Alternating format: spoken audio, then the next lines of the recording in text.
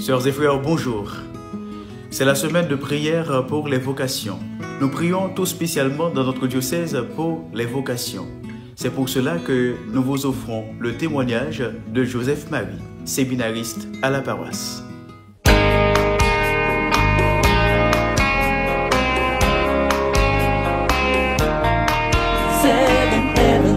When I see their happy faces smiling back at me, 7-Heaven.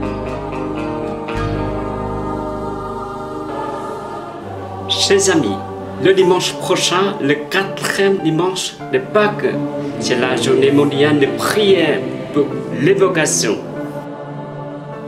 Comme chaque année, nous entendons l'invitation du Christ dans l'Évangile.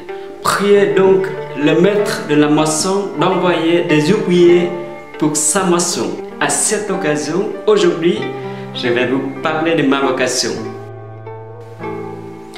Comme vous le savez bien que je viens du Vietnam, j'ai 35 ans, je suis né dans une famille chrétienne de 4 enfants, donc je suis deuxième de 4 garçons.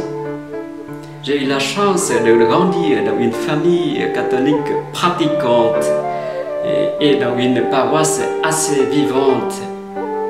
Depuis mon enfant, avec toute ma famille, nous prions ensemble avant d'aller nous coucher. Et nous allons aller à la messe tous les matins. Comme j'étais servant de messe, je devais aller à l'église très tôt le matin, vers 4h15, 4h30 environ. Pour moi, ma famille est le berceau de ma foi, de ma vocation. Vers 12 ans, ce qui m'a beaucoup touché, c'est la vie apostolique des religieuses de ma paroisse. C'est en les voyant que j'ai eu envie de consacrer ma vie totalement au Seigneur. Lorsque j'étais petit, j'avais beaucoup entendu parler des missionnaires français qui sont venus au Vietnam pour évangéliser. Je trouvais que c'était beau de voir quelqu'un oser donner sa vie totalement pour les autres.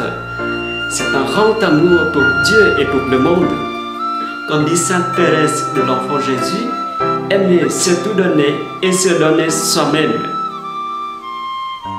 Ça m'a donné une idée qu'un jour peut-être, si Dieu le voulait, je serai missionnaire à l'étranger. Après le bac, vers 20 ans, je suis entré dans une congrégation, elle s'appelle Notre-Dame du Sauveur. Puis, après 1 an et demi de malade et de repos, je suis entré dans une autre communauté religieuse, mais malheureusement, elle a été fermée en 2016. Puis, après avoir fini mon séminaire, Monseigneur Joseph Vuitton m'a proposé d'aller à l'étranger. Sachant qu'en France, on a besoin de prêtres, j'ai accepté sans connaître la France.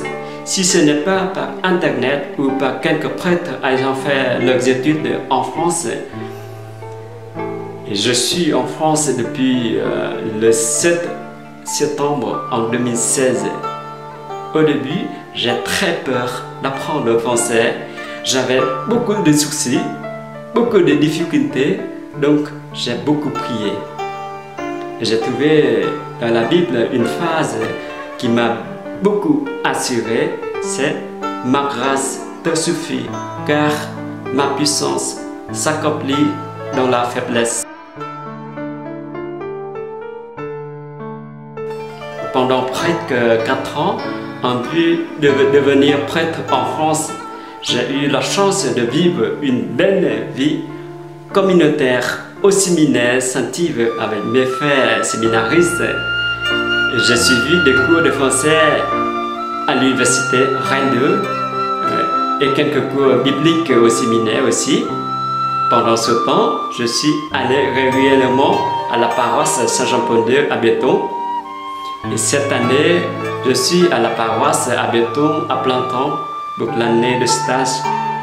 Quelques jours avant la Pâques, Monseigneur Pierre de Renlas m'a appelé à être ordonné diacre. Ce sera le 5 juillet prochain à Béton. Comme la vidéo dernière en avait annoncé, Je suis très heureux d'être missionnaire en France. Je suis heureux d'être dans le diocèse de Rennes. Et aussi, je suis très heureux d'être avec vous dans la paroisse Saint-Jean-Paul II. Et je voudrais vous demander de prier encore pour moi et pour l'évocation, car c'est le meilleur cadeau pour moi et pour l'Église. Priez donc le maître de la moisson d'envoyer des ouvriers pour sa moisson.